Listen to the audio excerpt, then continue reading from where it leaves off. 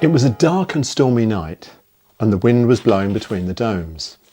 The astronomer sat polishing his glasses, turned to his assistant and said, "Have another look. See what you can find."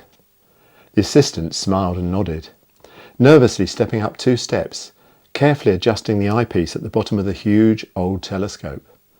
Everything was cold to the touch and froze fingers instantly, but this was important.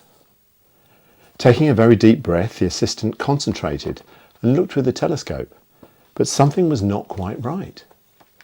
Even on this stormy night, with the sound of the wind rattling the doors, the roof and the trees, even with the barking foxes, the crying owls and the odd shh noise that seemed to come and go, something felt different. Looking through the telescope, the assistant watched the clouds rolling by low on the horizon. By carefully moving the telescope to look higher and higher, many wondrous things could be seen. Twinkling stars gathered together, making their giant constellation pictures. The silvery crescent moon hung suspended, and the odd planet from millions of miles away could be seen.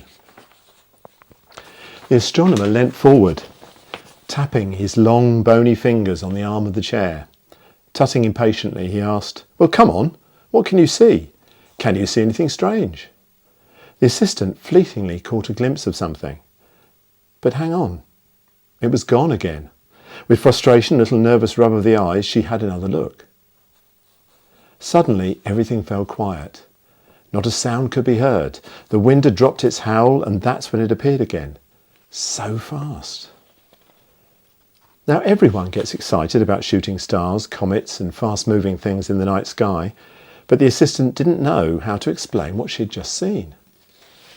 She'd learnt everything from books and had studied hard to be an astronomer, but never ever had she read in any astronomy or science books what she thought she'd just seen. In fact, the only time she'd ever seen what she thought she'd seen was from a long, long time ago, as a young child. Perhaps it was the time of year, or perhaps the longing to believe in the stories that everyone loved to repeat every year. But surely there was no truth in them. Surely they were just that, stories. If you believed in these stories, you would have to believe in little magic. But this was the observatory, a place of great science and learning, definitely not somewhere to consider the magic of these stories. So, stories were stories, and that was that. She most definitely did not want to say what her eyes had just seen. The flash of red, though, was not the sort of flash that could be explained in any science language. She began to tremble and thought about how to explain what she'd just seen. "Well," spoke the astronomer sharply, "if you cannot explain what you cannot see, then perhaps you'll be so kind as to describe what you're looking at." His voice was gruff, but not altogether unkind. The poor assistant simply didn't know where to start, couldn't find the right words, didn't understand what was happening, so simply shook her head. "Come here and allow me to suggest what you seem unable to say."